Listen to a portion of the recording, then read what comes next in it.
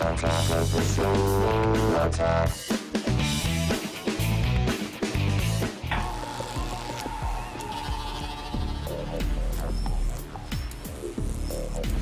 I got your Chumbawamba reference. I didn't get it. It was from a Twitter really? request. Yeah. Oh. What did you think I was saying? I think you get knocked down, but you get up again. Nothing's ever going to keep you down. That's what I think, personally. Welcome back to Phone Talk, everybody. Chris Hardwick's here. We're taking your calls. Microsoft is trying to usher in the next generation of cell phone, and the Kin 2 is proof.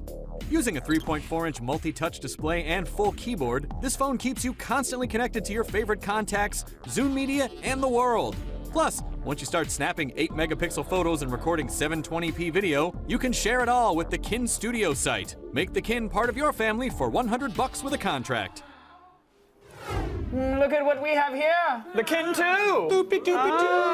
There it is. 3/4 of an inch thick, as you can see. 3.4-inch touchscreen, kind of tiny for my taste. Full QWERTY keyboard with a dedicated emoticon button. Kiki. That's right. As you can see, they went with there is a dedicated emoticon button. There really is. They went with a minimalist design on this one. Only one button on the main screen for navigation. How well does this hold up in the world of phones, Chris? Well, it does get the job done. I will say that. It makes calls. It makes calls and does a few things. The lone button brings you back from whence you came, which people with iPhones can familiarize themselves with.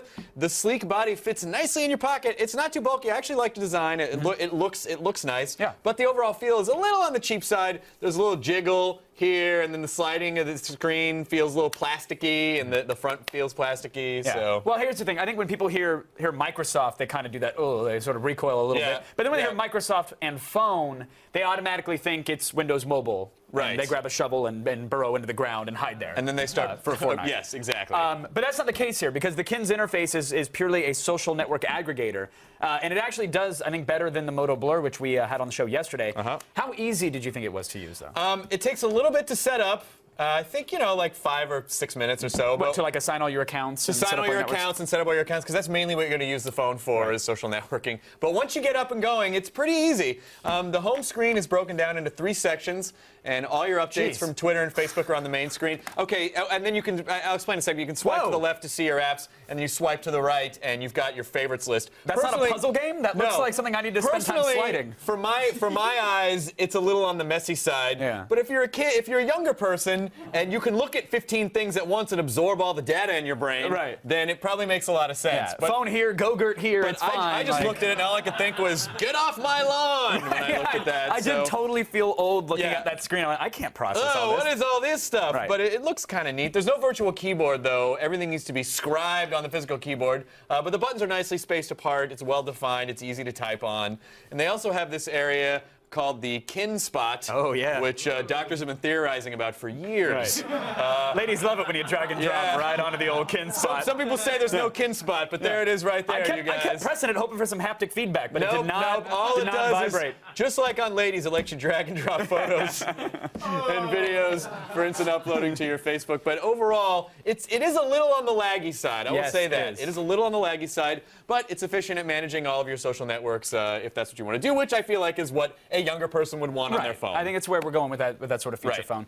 The Kin 2 varies from standard smartphones on the market. You do have an 8-megapixel camera, which we said, 720p video recording, web browsing. You won't find any downloadable apps, though. No, which is puzzling. Yeah, it doesn't have them. But hey, you can sync it with your Zune.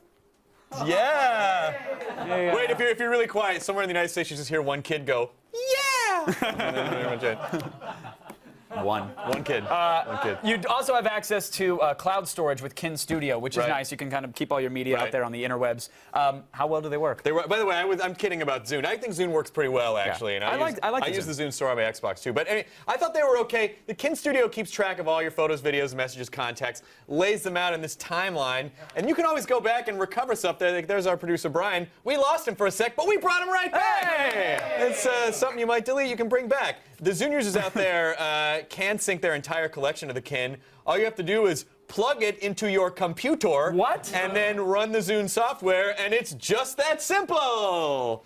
The 8-megapixel camera was good in normal light, but it didn't fare very well when it came to low light conditions. And also, like you said, it does capture in 720p, which is nice. Browser was a little lackluster. You do get pinch and zoom. There it is right there, just in case you don't know what those words are.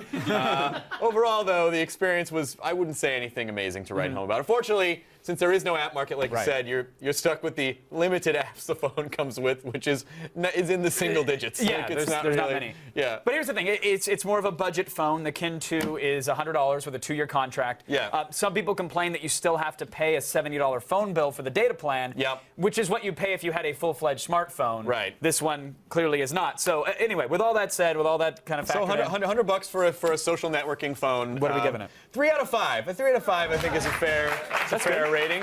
I mean, it's definitely aimed at the younger market. If you don't care about apps, then maybe this phone is for you. But on the other hand, if you're going to spend $100, you can get a Droid on the same network, which can do everything the Kin can do. Plus, you get a fully functioning smartphone and crap loads of apps. Yeah, I'd say for, $40, $50, this is a much better buy. 40, or $50. Just include it with the 2-year contract. Right. Let's get to that level. All right. I agree. That's it for Gadget Prawn. Remember, for even more of the latest news on computers, games, and tech, check out g4tv.com/thefeed.